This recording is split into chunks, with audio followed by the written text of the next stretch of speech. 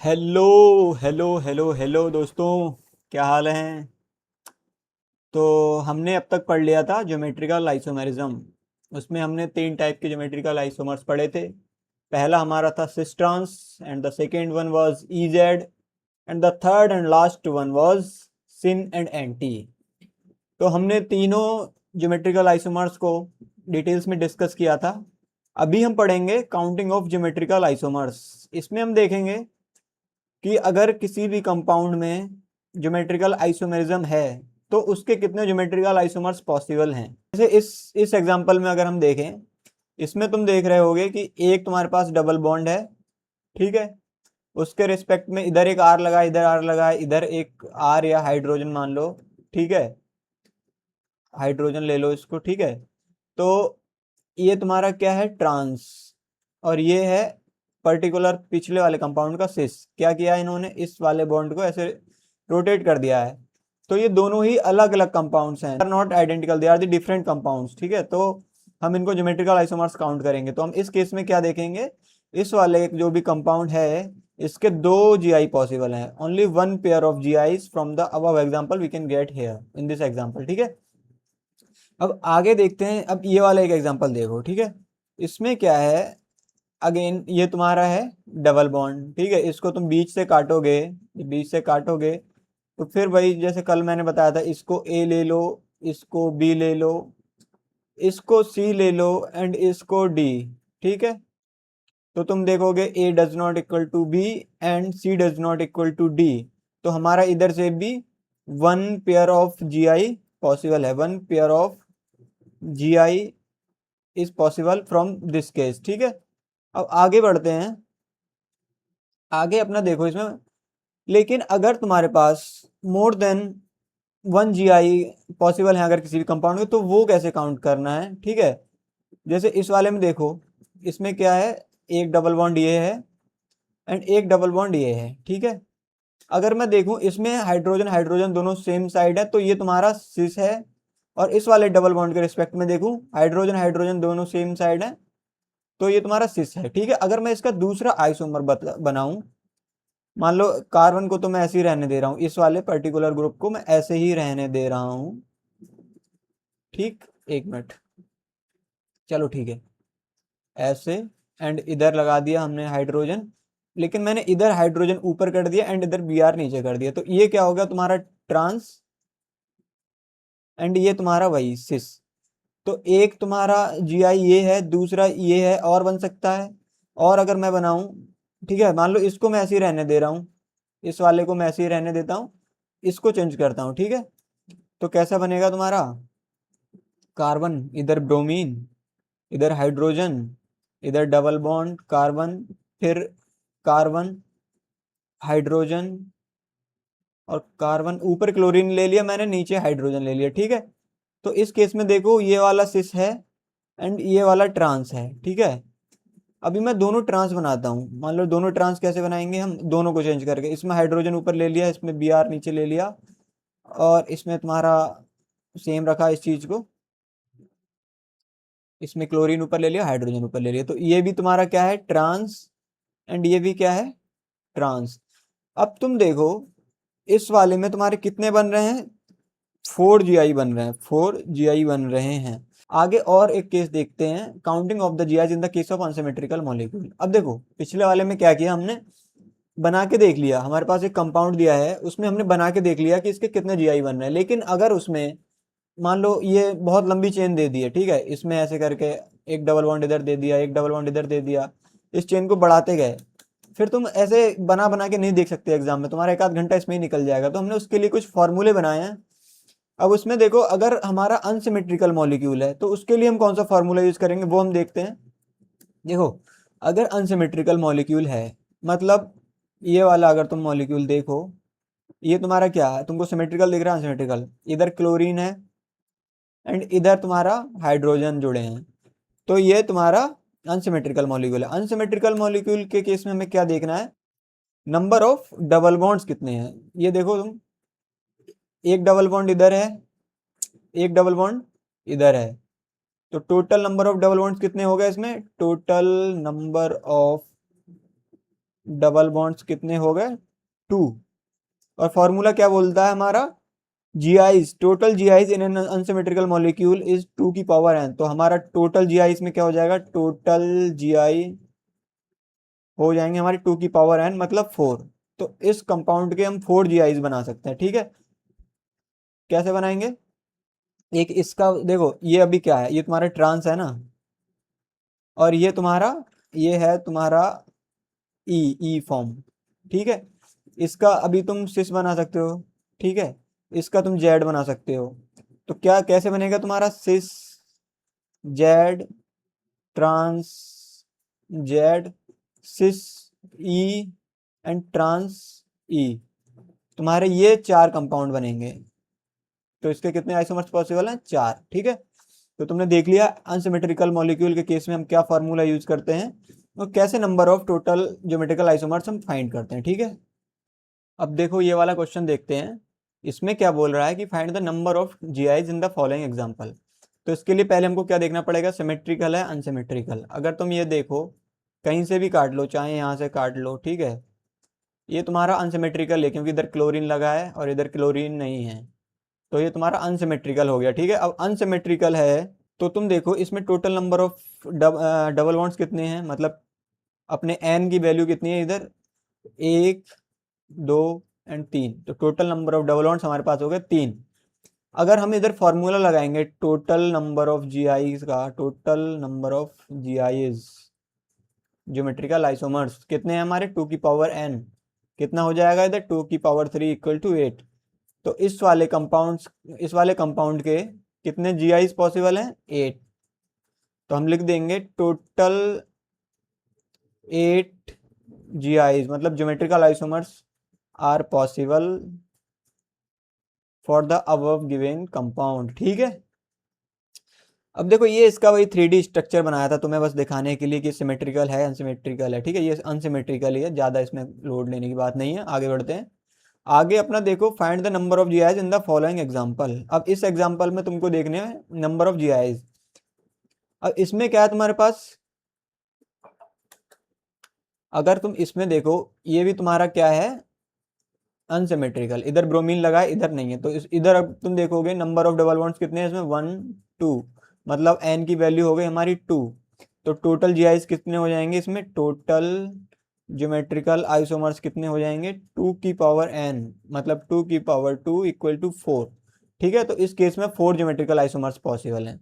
आगे देखते हैं। अब आगे अपना दिया है कि हमने अनसिमेट्रिकल केस वाले तो देख लिए। अनसिमेट्रिकल केस में तुम नंबर ऑफ ज्योमेट्रिकल आइसोमर्स कैसे निकाल रहे थे किसी भी पर्टिकुलर कंपाउंड के।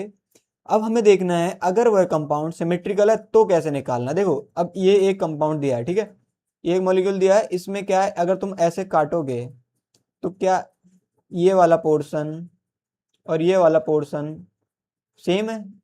जब सेम है तो ये सिमेट्रिकल हो गया। इस एक्सेस के अक्रॉस इधर वाला पार्ट और इधर वाला पार्ट सेम है तो ये तुम्हारा सिमेट्रिकल है, ठीक है। अब सिमेट्रिकल के केस में क्या होता है, ये तुम्हारा ई ई बनाता है, ठीक है, जेड जेड बनाता है। लेकिन जो जेड और जेड ई, मान लो देखो अभी क्या है, ये तुम्हारा क्या है, ई है एंड ये भी ई है, ठीक है। अगर मैं इसका एक मिनट जेड फॉर्म तुम्हारे दोनों की जेड जेड बना देता हूँ एक बार। तो जेड जेड कैसे बन जाएगा, ये तुम्हारा हो गया जेड जेड फॉर्म, ठीक है। अब मैं देखूं, इनकी बनाता हूं जेड और ई फॉर्म, ठीक है। ये तुम्हारा फॉर्म है ई एंड, सॉरी, ये तुम्हारी फॉर्म है जेड एंड ये तुम्हारी फॉर्म है ई, ठीक है। और अगर हम देखें इसका, ये अगर हम ई बनाएं, ये वाला कंपाउंड हम ई बनाएं और ये वाला हम जेड बनाएं, ठीक है, इधर वाला मतलब डबल बॉन्ड पे हमने ये बना दिया तुम्हारा ई एंड ये है जेड। अब तुम देखो, जो हमारे पास मान लो हमने इसको नंबर दे दिया ए, इसको बी एंड इसको सी एंड इसको डी। तो जो तुम्हारे ये ए और सी हैं ये दोनों अलग अलग हैं, देखो भाई, सॉरी, तुम्हारे ए और बी हैं, एक ई है और एक जेड है, मतलब एक में ई ई है दोनों और एक में जेड जेड है। तो ये दोनों तुम्हारे A and B are different. लेकिन अगर तुम देखो सी सी एंड डी में तो सी और डी में ये जेड है, ये ई है, एंड ये जेड है, ई है। लेकिन अगर तुम इसको ऐसे घुमा दोगे ना, मतलब इस चीज को, इस वाले मॉलिक्यूल को ऐसे घुमा दोगे, तो देखो ये वाला पार्ट ना, ये वाला जो पार्ट मैं येलो कर देता हूँ इसको, ये जो येलो वाला पार्ट है ये इस पे ओवरलैप कर जाएगा, ठीक है। और ये जो ग्रीन वाला पार्ट है, मतलब ये वाला जो पार्ट है ग्रीन वाला, ये इस पे ओवरलैप कर जाएगा। तो ये मॉलिक्यूल ऐसे घुमाने पे जो हमारा डी वाला मॉलिक्यूल है वो सी पे ओवरलैप कर जाएगा। तो हम बोलेंगे D and C are not different, they are same. तो ऐसे केस में तुम्हारा ई ई जेड जेड ये तो अलग अलग हो गए, लेकिन जो जेड ई और ई जेड वाले हैं ये सेम सेम होंगे। तो हम क्या बोलेंगे, टोटल नंबर ऑफ आइसोमर्स या जी आईज हेयर कितने हैं, 3, ठीक है। अगर सिमेट्रिकल के केस में देखें, अपने पास अनसिमेट्रिकल के केस में सीधा फॉर्मूला था 2 की power n, where n was the number of double bonds in the molecule, ठीक है। अगर हम इवन के केस में देखें, सॉरी सिमेट्रिकल मॉलिक्यूल के केस में देखें, तो सिमेट्रिकल मॉलिक्यूल के केस में हमारे पास दो फॉर्मूले हैं। पहला है for even number of double bonds, ठीक है। अगर तुम्हारे number of double bonds is even, तो हमको फॉर्मूला यूज करना है 2 की पावर n-1 प्लस 2 की पावर n/2-1, ठीक है। ये तुम्हारा total number of geometrical isomers का फॉर्मूला है in the case of even number of double bonds. अगर तुम्हारे पास number of double bond is odd, तो तुमको फॉर्मूला यूज करना है 2 की पावर n-1 प्लस 2 की पावर n-1/2-1। अभी ये थोड़ा सा लंबा लग रहा होगा, लेकिन अगर तुम प्रैक्टिस करोगे तो इजी लग जाएगा, ठीक है। देखो अगर हम इसमें देखें, हमारे पास कितने नंबर ऑफ डबल बॉन्ड्स हैं, 1 2, हमारे पास नंबर ऑफ डबल बॉन्ड्स हैं 2, इसका मतलब ये है इवन, तो हमें इवन वाला फॉर्मूला लगाना पड़ेगा। तो हम इधर देखेंगे टोटल जीआईएस कितने हो जाएंगे हमारे पास, 2 की पावर n-1 प्लस 2 की पावर n/2-1, ठीक है। तो 2 की पावर n-1 मतलब 2 की पावर 1 प्लस 2 की पावर 1-1 इक्वल टू 3। तो इस केस में 3 ज्योमेट्रिकल आइसोमर्स पॉसिबल हैं, ठीक है। अगर हम आगे देखें, आगे बढ़ें, अब ये एक एग्जांपल देखते हैं, find the number of geometrical isomers in the following example. इसमें तुम्हारे पास देखो सिमेट्रिकल मॉलिक्यूल तो है, ये वाला और ये वाला पोर्शन दोनों सेम है, इसका मतलब तुम्हारा ये सिमेट्रिकल मॉलिक्यूल है, ठीक है। अब हम देखें नंबर ऑफ डबल बॉन्ड्स कितने हैं, 1 2 3 4, मतलब n की वैल्यू है 4, दैट इज इवन, ठीक है। तो इवन नंबर ऑफ अगर डबल बॉन्ड्स हैं तो हमें इसमें फॉर्मूला कौन सा लगाना पड़ेगा, टोटल जीआईएस इक्वल टू 2 की पावर n-1 प्लस 2 की पावर n/2-1, ठीक है। तो ये क्या हो जाएगा, 2 की पावर n-1 2 की पावर 3 प्लस 2 की पावर 2-1 दैट इज 1। तो ये क्या हो जाएगा तुम्हारे पास, 2 की पावर 3 प्लस 2 की पावर 1 मतलब 10। तो इस पर्टिकुलर कंपाउंड के, इस पर्टिकुलर मॉलिक्यूल या कंपाउंड के तुम्हारे पास 10 ज्योमेट्रिकल आइसोमर्स पॉसिबल हैं, ठीक है। अगर तुम फार्मूला नहीं याद करोगे तो एग्जाम में बैठ के ऐसे बनाने लग जाओगे और तुम्हारे 30-40 मिनट लग जाएंगे इसको बनाने में, ठीक है। इसलिए फार्मूला याद करना जरूरी है, ठीक है। चलो आगे बढ़ते हैं। आगे हम देखते हैं कि हमने स्टार्टिंग में डिस्कस किया था different cause of restricted rotation. हमने पहला वाला पढ़ लिया था डबल बॉन्डेड सिस्टम वाला, ठीक है। अब हम पढ़ने वाले हैं, देखो डबल बॉन्डेड सिस्टम की हेल्प से ही हमने क्या पढ़ लिया, काउंटिंग ऑफ ज्योमेट्रिकल आइसोमर्स पढ़ ली in symmetrical molecule and in unsymmetrical molecule, ठीक है। अब ये क्यों हमने पढ़ ली, क्योंकि डबल बॉन्डेड सिस्टम में थोड़ा आसान रहता है, चीज़ें ड्रॉ कम करनी पड़ती हैं। बट जैसे जैसे हम आगे बढ़ते हैं सब्स्टिट्यूटेड साइक्लोअल्केन्स रेजोनेटिंग स्ट्रक्चर में, तो हमको स्ट्रक्चर ड्रॉ करने पड़ते हैं जो कि थोड़ा सा काम बढ़ा देता है। इसलिए हम कॉन्सेप्ट सब आसान भाषा में सीख लिए। अब हमको क्या है, थोड़ा सा आगे की चीज़ें पढ़नी है जो कि जेई एडवांस के पर्पज से थोड़ी सी इंपॉर्टेंट है, ठीक है। जैसे अगर हम ये वाला अब हमारा होगा डबल बॉन्डेड सिस्टम, अब हम पढ़ें सब्स्टिट्यूटेड साइक्लोअल्केन। इससे तुमको क्या लगता है, सब्स्टिट्यूटेड साइक्लोअल्केन से कि हमारे पास कोई भी साइक्लोअल्केन है ऐसा, उसमें कोई भी सब्स्टिट्यूट लगा है, ठीक है। तो सब्स्टिट्यूटेड साइक्लोअल्केन ये होती हैं। अब जैसे अगर हम उससे पहले एक चीज और पढ़ेंगे, देखो सब्स्टिट्यूटेड साइक्लोअल्केन्स में ज्योमेट्रिकल आइसोमेरिज्म देखने से पहले हम ये पढ़ेंगे डेसवेज नोटेशन। डेसवेज नोटेशन क्या होता है? देखो जैसे हमारे पास टेट्राहेड्रल ज्योमेट्री है इसकी, एक मिनट, अगर तुम CH4 की ज्योमेट्री देखो, स्ट्रक्चर देखो तो कैसा होगा, टेट्राहेड्रल।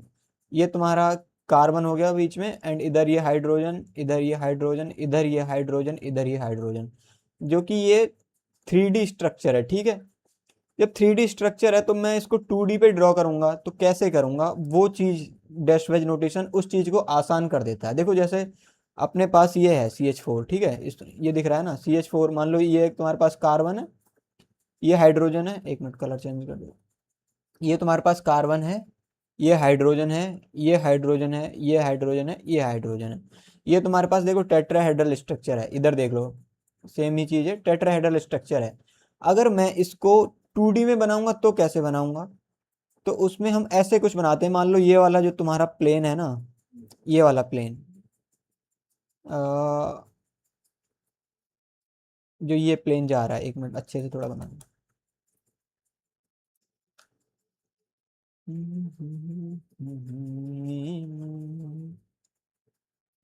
तो ये देखो ये वाला जो प्लेन दिख गया, ठीक है। इस वाले प्लेन में तुम देखो तुम्हारे पास ये सी, हाइड्रोजन, हाइड्रोजन इस प्लेन में पॉसिबल, इस प्लेन में बने हुए हैं, जो ये हैं तो इस प्लेन में बने हुए हैं, ठीक है। अब जो एक हाइड्रोजन है ना, एक हाइड्रोजन तुम्हारा अंदर की तरफ जा रहा है एंड एक हाइड्रोजन तुम्हारा बाहर की तरफ आ रहा है, ठीक है। तो करते क्या है, जो अंदर की तरफ जा रहा है इसको हम डॉट डॉट डॉट डॉट करके डिनोट करते हैं, एंड इसको हम बोलते हैं डैश। और जो बाहर की तरफ आता है उसको एक थिक लाइन की फॉर्म में हम डिनोट करते हैं और उसको हम बोलते हैं वेज। जैसे इसमें देखूं तो इसमें क्या है, अगर देखो तुम इस प्लेन को कंसीडर कर रहे हो, ठीक है, इस प्लेन को तुम कंसीडर कर रहे हो, तो इस प्लेन में एक तो ये 1 और 2, ये तुम्हारे जो तुम प्लेन कंसीडर कर रहे हो, मान लो तुमने प्लेन कंसीडर कर लिया XY प्लेन, XY प्लेन में तुम्हारे 1 और 2 हैं, जो इसको 1 ले रहे हो इसको 2 ले रहे हो, तो ये दोनों XY प्लेन में, लेकिन जो ये जा रहा है ना, ये नंबर ऑफ 3 और 4 नंबर ऑफ हाइड्रोजन, ये एक अंदर की तरफ जा रहा है, ये वाला अंदर की तरफ जा रहा है, एंड ये वाला प्लेन से बाहर की तरफ आ रहा है, इससे तुमको समझने में आएगा, ठीक है। तो जो बाहर की तरफ आ रहा है उसको हम एक थिक लाइन से डिनोट करते हैं, और उस थिक लाइन को हम बोलते हैं वेज। क्या बोलते हैं? Veg, WEDGE। एंड जो अंदर की तरफ जा रही है उसको हम डैश से डिनोट करते हैं, ठीक है। और जो अपने प्लेन में दोनों हैं उनको हम सिंपल लाइन से डिनोट करते हैं। तो डैश वेज स्ट्रक्चर तुम्हारा ऐसे बनता है, ठीक है। अभी आगे बढ़ते हैं, अब तुम अच्छे से समझ पाओगे सब्स्टिट्यूटेड साइक्लोअल्केन। इसको समझाने के लिए तुमको डैश वेज स्ट्रक्चर बनाना सिखाया था, अब तुम इसको आसानी से समझ पाओगे। देखो अपने पास ये है di methyl, 1 2 di methyl, 1 2 di methyl, इसका नाम क्या है, 1 2 डाई मिथाइल साइक्लोहेक्सेन, ठीक है, ये इसका नाम है, ठीक है। अब इसमें ज्योमेट्रिकल आइसोमेरिज्म कैसे शो होता है वो देखते हैं। देखो इसका 3D स्ट्रक्चर अगर तुम देखो, इसका जो ट्रांसफॉर्म है इसमें तुमको ये दिखेगा 3D स्ट्रक्चर में, कि जो ये वाला एक कार्बन है, इसको मैं 1 नंबर ऑफ कार्बन बोलूं, एंड इसको 2 नंबर ऑफ कार्बन बोलूं, एक मिनट, नहीं नहीं, हम इसमें नंबरिंग करते हैं 1 2 3 4 5 6।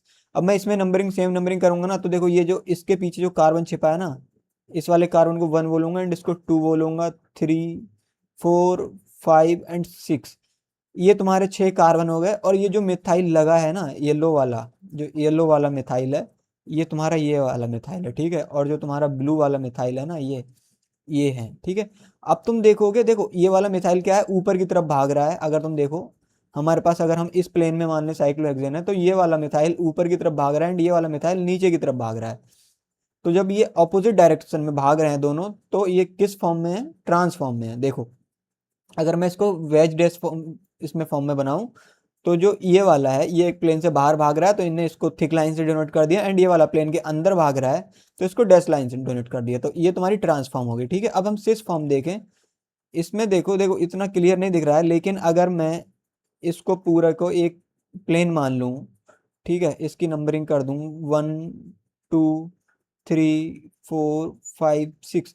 तो जो 1 से मिथाइल लगी है ये भी अंदर की तरफ गई है, एंड जो 2 से लगी है ये भी अंदर की तरफ गई है, तो दोनों अंदर की तरफ गई है, तो हमने दोनों को डैश डैश डैश से डिनोट कर दो। अगर दोनों बाहर की तरफ है तो दोनों को वेज लाइन से डोनेट कर दो। ठीक है, अगर दोनों मान लो तुम्हारी दोनों बाहर की तरफ हैं, ठीक है, तो हम इसको वेज लाइन से डोनेट कर देंगे। इधर हम CH3 और इधर हम वेज लाइन से डेनोट कर देंगे इसको CH3। तो ये भी तुम्हारी सिस फॉर्म है एंड ये भी तुम्हारी सिस फॉर्म है। ठीक है, ये भी तुम्हारी ट्रांसफॉर्म है। अगर मैं ऐसा बना दूं, इसको अंदर कर दूं CH3 एंड इसको तुम्हारा बाहर कर दूं थिक लाइन से CH3, तो ये भी तुम्हारी ट्रांसफॉर्म है। ठीक है, तो देख लिए ट्रांसफॉर्म एंड ये तुम्हारी दोनों सिस फॉर्म। ठीक है, चलो आगे बढ़ते हैं। अब इसमें अगर तुम देखो, इसको मान लो भूल जाओ, ये मैंने कुछ भी जो भी लिखा था इसको तुम भूल जाओ एक बार। ठीक है, अगर इसमें अगर मैं पूछूं ये सिस फॉर्म में है ट्रांसफॉर्म में, तो तुम्हारा जवाब क्या होगा?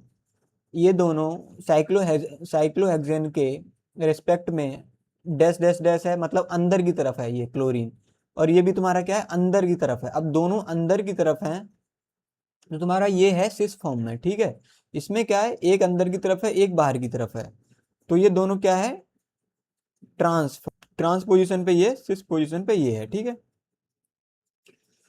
जैसे इसमें देखो दिखाया भी गया है कि ये एक, अगर मैं इस प्लेन को ले लूं तो ये ऊपर की तरफ गया है क्लोरीन एंड ब्रोमीन नीचे की तरफ आया है। अब इसमें तुम्हारी समझ में इसलिए नहीं आएगा, इसको तुम्हें लगेगा ये नीचे गया है, लेकिन ये अपनी पोजीशन में एक्सियल पोजीशन पे है। ये मैं आगे चल के पढ़ाऊंगा एक्सियल और इक्वेटोरियल पोजीशन। ठीक है, अभी के लिए बस तुम इतना याद रखो, दोनों अंदर जा रहा है सिस, दो और एक अंदर एक बाहर जा रहा है, तो ट्रांस। ठीक है, आगे बढ़ते हैं। अब एक क्वेश्चन पूछा गया है हमसे, which of the following shows geometrical isomerism. ठीक है, तो तुमको क्या लगता है ये वाला शो करेगा? देखो भाई, इसमें अगर तुम देखो, एक क्लोरीन है तुम्हारे पास एंड एक ब्रोमीन है, तो ये करेगा किसके रिस्पेक्ट में है? हमारे पास ज्योमेट्रिकल आइसोमर्स तो शो तब करते थे ना जब इधर हाइड्रोजन इधर ब्रोमीन, इधर क्लोरीन इधर हाइड्रोजन है, फिर हम इनकी पोजीशन चेंज करके इधर ब्रोमीन इधर हाइड्रोजन लगा दें, इधर क्लोरीन इधर हाइड्रोजन लगा दें, तो इनकी एक दूसरे के रिस्पेक्ट में पोजीशन चेंज हो रही थी। ठीक है, तो हम ज्योमेट्रिकल आइसोमेरिज्म वो शो कर रहे थे, लेकिन इधर किसी के रिस्पेक्ट में पोजीशन शो करने के लिए है ही नहीं।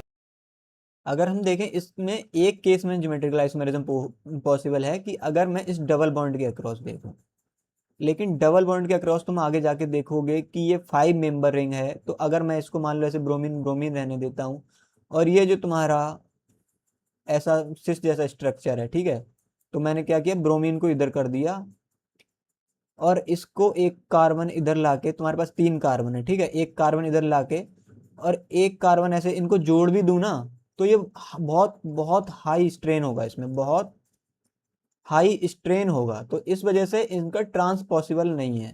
तो जब ट्रांस पॉसिबल नहीं है तो हम अगला स्ट्रक्चर बना ही नहीं सकते। तो या तो तुम बोल दो कि मान लो ये सिस फॉर्म में है, ठीक है, चलो भाई सिस फॉर्म में है, अगर डबल बॉन्ड के रिस्पेक्ट में हम इसमें देख रहे हैं कि ज्योमेट्रिकल आइसोमेरिज्म शो कर रहा है, तो ये सिस फॉर्म में है, बढ़िया है, लेकिन इसके ट्रांस पॉसिबल नहीं है, तो हम जनरली ये बोलते हैं कि ज्योमेट्रिकल आइसोमेरिज्म शो नहीं करेगा। ठीक है, आगे चल के देखेंगे इस चीज को कि more than 7 number of carbon है या 7 नंबर ऑफ कार्बन है, तो ऐसे केस में ज्योमेट्रिकल आइसोमेरिज्म शो होता है। ठीक है, अभी तुम देखो इस केस को, इसमें क्या है, इधर तो तुम्हारे क्लोरीन क्लोरीन क्लोरीन ब्रोमीन है और इधर तुम्हारा क्या, हाइड्रोजन हाइड्रोजन। सेम केस ऐसा सा हो गया थोड़ा कि इधर हाइड्रोजन हाइड्रोजन लगा दिया, इधर ब्रोमीन और इधर क्लोरीन लगा दिया। अब इस केस में तुम देखो भाई, अगर मैं मान लो क्लोरीन को ऊपर लगा दूं ब्रोमीन को नीचे लगा दूं, तो ये दोनों आइडेंटिकल स्ट्रक्चर ही तो हैं, मिरर इमेज ही तो है एक दूसरे की, तो इसका मतलब इसमें भी ज्योमेट्रिकल आइसोमेरिज्म पॉसिबल नहीं है। अगर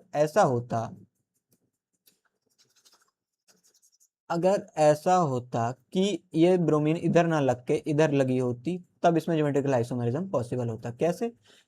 तो इसका ऐसे बन जाते कि ये तुम्हारा एक डैश जा रहा है एंड एक वेज जा रहा है, तो ये तुम्हारा ट्रांस हो गया, और दोनों अगर डैश जा रहे हैं या दोनों वेज जा रहे हैं, तो तुम्हारा, एक मिनट,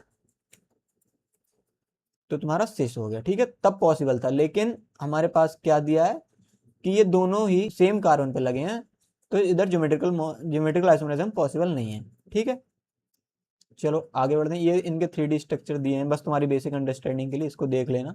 ठीक है, आगे बढ़ते हैं। आगे देखो, अब हमने क्या पढ़ लिया, अपने डबल बॉन्डेड सिस्टम पढ़ लिया, सब्स्टिट्यूटेड साइक्लोएल्केन पढ़ लिया। इसीलिए मैंने पिछले लेक्चर में बोला था कि ये बहुत बड़ी चीज़ें नहीं है, दो दो एग्जांपल में खत्म हो जाएंगी सब कुछ, ठीक है।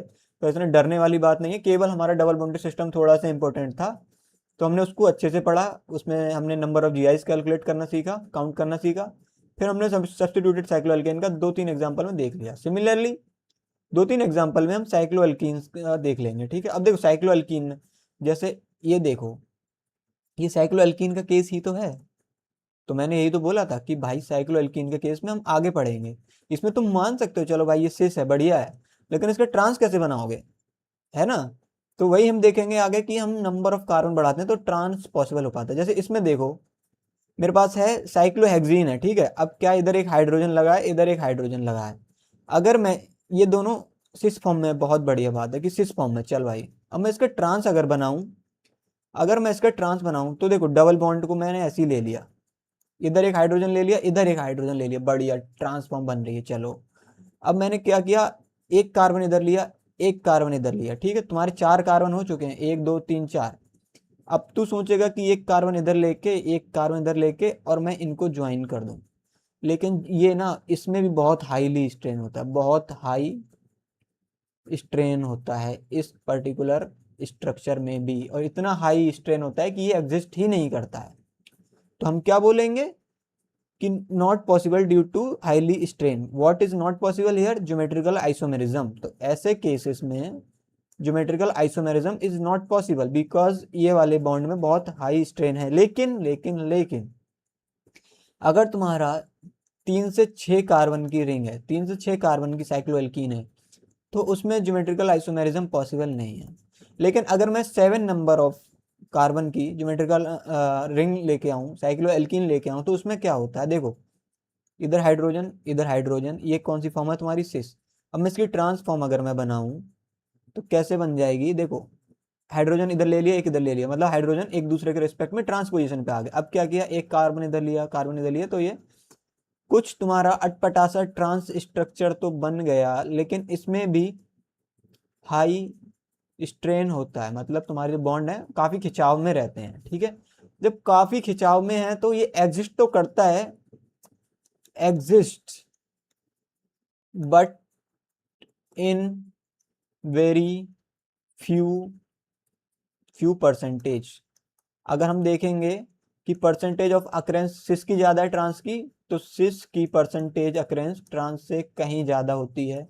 In the case of cycloalkene, अगर तुम्हारे 7 नंबर ऑफ रिंग है, तो इसको हम क्या बोलेंगे, साइक्लोहेप्टीन, ठीक है।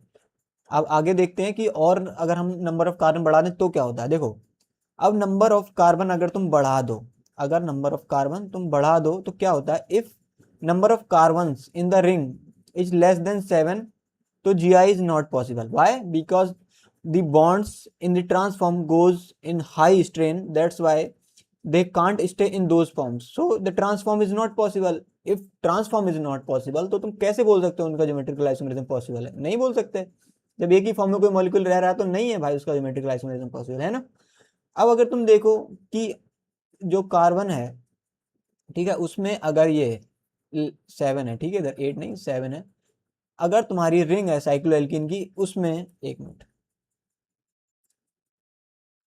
उसमें नंबर ऑफ कार्बन 7 से 11 के बीच में है, ठीक है, तो GI पॉसिबल है। लेकिन जो सिस की जो स्टेबिलिटी है वो ट्रांस से ज्यादा है, सिस की स्टेबिलिटी ट्रांस से ज्यादा है।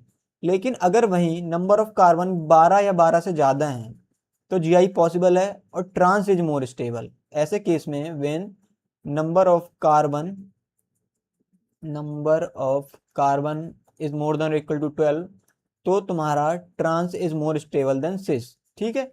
अब जैसे एक एग्जांपल देखें, इस वाले केस में क्या है, कितने कार्बन है, 1 2 3 4 5 6 7 8 9 10 11, 11 है, 11 या उससे कम वाले, तो इसका ट्रांसफॉर्म तो बनेगी। देखो ये इसकी सिस फॉर्म है, अगर तुम देखो ये तुम्हारा डबल बॉन्ड है और दोनों हाइड्रोजन सेम साइड है, ठीक है।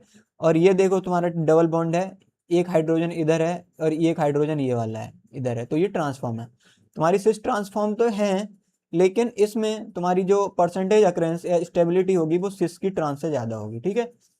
तो ये तुमने देख लिया कि कैसे हम साइक्लो एल्कीन्स के केस में देख रहे हैं stability of cis and trans, and कैसे उनके सिस और ट्रांस बनाए जाते हैं, ठीक है। अब आगे बढ़ते हैं। अब ये पूछ रहा है determine if the structure shows GI और नॉट। तो इसमें अगर हम देखें, ये वाला देखें, ठीक है, इसमें नंबर ऑफ कार्बन कितने हैं, 1 2 3 4 5 6 7 8 9 10 11, ठीक है भाई। नंबर ऑफ कार्बन कितने हैं, नहीं नहीं नहीं नहीं नहीं, 10वां ये है, 11वां ये है, 12वां, मतलब नंबर ऑफ कार्बन कितने हैं इसमें, 12। जब नंबर ऑफ कार्बन 12 या उससे ज्यादा है तो हमारी कौन सी वाली फॉर्म ज्यादा स्टेबल होती है, trans. Trans form is more stable than cis. तो इसमें ये किस फॉर्म में है, ये तुम्हारे ट्रांस फॉर्म में है भाई, देख के लग रहा है। देखो ब्रोमीन और क्लोरीन, इनकी तुम क्या करोगे, एक मिनट, नहीं नहीं, अगर मैं इसका कलर चेंज करूं तो ये तुम्हारा ई फॉर्म में है। तो बात वही है, ई मान लो या उसको ट्रांस मान लो, तो ऐसे केस में क्या होगा, ई is more stable than Z form, ठीक है। तो ये तुम्हारा ई फॉर्म में है और ये वाला तुम्हारा किस फॉर्म में है, जेड फॉर्म में है, ठीक है। तो जेड फॉर्म में है अगर, या देखो अगर तुम देखोगे तो ये डबल बॉन्ड के आसपास कोई भी रिंग है, मान लो ये मैंने जेड, इधर हाइड्रोजन ले लिया, इधर क्लोरीन ले लिया, एंड इधर मैंने कोई भी रिंग बना ली, उसको मैं सिमेट्रिकल काट सकता हूँ कहीं से भी। मान लो 5 मेंबर, 6 मेंबर, 7 मेंबर, कहीं की भी रिंग हो, मैं उसको सिमेट्रिकल काट सकता हूँ। तो इसको तुम ई भी बोल सकते हो एंड सिस भी बोल सकते हो, दोनों बोलोगे, ठीक है। अब ऐसे केस में, सॉरी, ई भी बोल सकते हो और इसको ट्रांस भी बोल सकते हो, दोनों बोल सकते हो, ठीक है। अब ऐसे केस में ये तुम्हारा सिस हो गया और जेड भी बोल सकते हो। तो तुम्हारा E is more stable than Z, trans is more stable than cis when the number of carbon in the cycloalkene is equal to और मोर देन 12, ठीक है। तो हमने देख लिया, देखो इसका अगर ई फॉर्म देखो तो ऐसा बन रहा है, ठीक। एक तुम्हारा क्लोरीन दूसरी साइड जा रहा है एंड ब्रोमीन दूसरी साइड जा रहा है। अगर हम जेड फॉर्म देखें तो कैसे बन रहे हैं इसकी, ब्रोमीन भी सेम साइड है एंड क्लोरीन भी सेम साइड है। तो ये 3D स्ट्रक्चर कुछ मैंने उठाए हैं ताकि तुम लोगों को थोड़ा समझ में आ जाए कि कैसे हमारी स्ट्रक्चर बनते हैं, ठीक है। अब आगे हम बढ़े। देखो अब हमने क्या क्या पढ़ लिया, हमने पढ़ लिया double bonded system, substituted cycloalkanes and cycloalkenes. अब हम पढ़ेंगे रेजोनेटिंग स्ट्रक्चर्स। तो कुछ मॉलिक्यूल्स ऐसे होते हैं जो रेजोनेंस करके फिर जीआई शो करते हैं। देखो जैसे इसमें देखो, अगर तुम, क्या हो रहा है, ये लोन पेयर इधर जा रहा है एंड ये डबल बॉन्ड टूट रहा है, तो कैसा स्ट्रक्चर बन जाएगा तुम्हारा, नाइट्रोजन और कार्बन के बीच में आ जाएगा डबल बॉन्ड, इधर तुम्हारा ऑक्सीजन पे आ जाएगा नेगेटिव चार्ज, एंड तुम्हारा इधर मान लो मैं फिनाइल लिख दूंगा, ठीक है। तो अब क्या है, ये जो डबल बॉन्ड है इसके पास एक और लोन पेयर है, नहीं नहीं, लोन पेयर कहाँ, लोन पेयर तो दे दिया तुम, हाइड्रोजन है, ठीक है। तो इसकी तुम ई एंड जेड फॉर्म बना सकते हो। अगर मैं देखूं, इधर हाइड्रोजन है एंड इधर कार्बन, इधर ऑक्सीजन एंड इधर फिनाइल। तो इसको तुम 1 प्रायोरिटी दोगे, इसको 2 दोगे, इधर तुम इसको 1 दोगे, इसको 2 दोगे, तो ये कौन सी फॉर्म हो गई तुम्हारी, जेड फॉर्म, ठीक है। ये तुम्हारी होगी जेड फॉर्म, ठीक है। तो ऐसे हम रेजोनेटिंग स्ट्रक्चर्स में देखते हैं जीआई। आगे बढ़ते हैं, एक एग्जांपल लेके समझते हैं। देखो जैसे ये वाला एग्जांपल लेते हैं, इसके पास लोन पेयर है, तो लोन पेयर इसने क्या किया, इस बॉन्ड को दे दिया एंड ये बॉन्ड तोड़ लिया, तो कैसा स्ट्रक्चर बन जाएगा तुम्हारा, ओ नेगेटिव, इधर इनके बीच में आगे डबल बॉन्ड, और इधर तुम्हारा है नाइट्रोजन, इसके पास ये लगा है आइसोप्रोपाइल लगा है, इधर इधर तुम्हारा हाइड्रोजन लगा है, ठीक है। तो इसका अगर कुछ और अच्छा सा स्ट्रक्चर बनाऊं तो इधर आइसोप्रोपाइल, इधर हाइड्रोजन एंड इधर तुम्हारा क्या है, ऑक्सीजन, एंड इधर तुम्हारा कोई भी अल्काइल ग्रुप लगा है, ठीक है, मान लो आर। तो इसमें प्रायोरिटी तुम 1 इसको दोगे क्योंकि ऑक्सीजन की प्रायोरिटी कार्बन से ज्यादा होती है सीआईपी रूल में, ठीक है। इधर तुम हाइड्रोजन लगाए एंड कोई अल्काइल लगाए, तो इधर 1 प्रायोरिटी इसको दोगे। तो 1 1 अगर हमारे डबल बॉन्ड के सेम साइड है तो हम क्या बोलते हैं, तो उनको जेड फॉर्म। तो ये जेड फॉर्म है, ठीक है, और इसमें जीआई शो कर रहा है।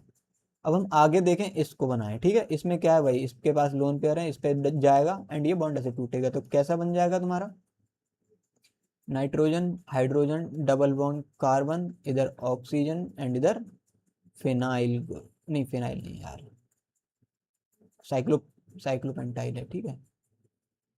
तो ऐसा है, ठीक है। अब इसमें क्या, वन प्रायोरिटी इसको दोगे, वन इसको दोगे, तो ये भी तुम्हारा जेड फॉर्म है और ये भी जीआई शो कर रहा है।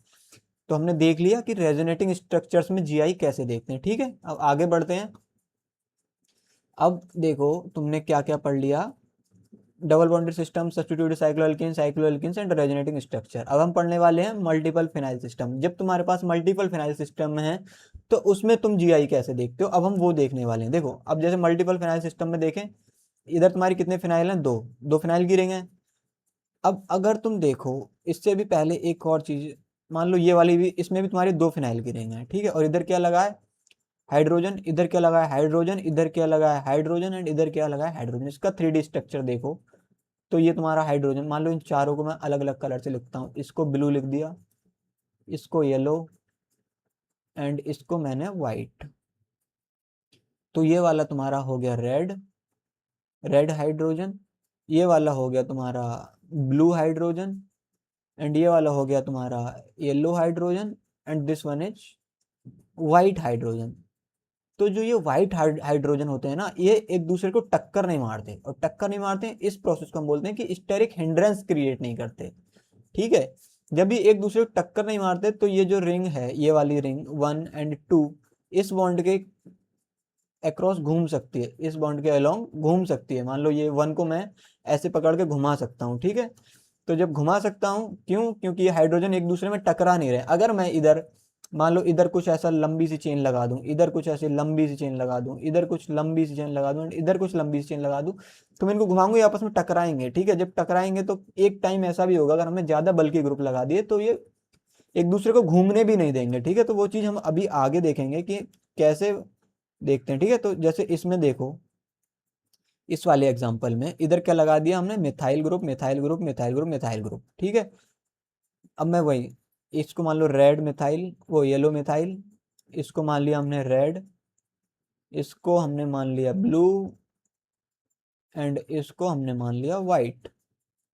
तो ये वाली हमारी होगी वाइट, और ये वाली होगी तुम्हारी ब्लू, ये वाली होगी red and this one is yellow, yellow, ये वाली येलो है, ठीक है। अब तुम देखो, अगर मैं इसको ऐसे करके घुमाऊंगा रिंग को, फिनाइल को, तो ये जो मिथाइल मिथाइल है आपस में टकराएंगे, एक दूसरे को घूमने नहीं देंगे। अगर तुम्हारे ऑड नंबर ऑफ फिनाइल्स हैं, देखो जैसे हम ऑड नंबर ऑफ फिनाइल्स ले लें, और इधर हम लगा दें ब्रोमीन, इधर हम लगा दें क्लोरीन एंड इधर हम लगा दें तुम्हारा हाइड्रोजन एंड इधर हम लगा दें CH3, ठीक है। तो अगर तुम देखो, तो अगर मैं इधर एक्सेस बनाऊं, मैं इधर एक्सेस बनाऊं, तो ये वाला जो है, इसको मैं Z ले लूं, इसको Y ले लूं और इसको X ले लूं, तो ये वाला जो मॉलिक्यूल है या ये वाली फिनाइल रिंग है, ये तुम्हारी किस फॉर्म, किस प्लेन में है, XZ प्लेन में है। और ये वाली तुम्हारी किस प्लेन में है, YX प्लेन में, ये वाली किस में, YX प्लेन में, ठीक है। समझ में आया। तो YX प्लेन में है ब्रोमीन, क्लोरीन, हाइड्रोजन, CH3।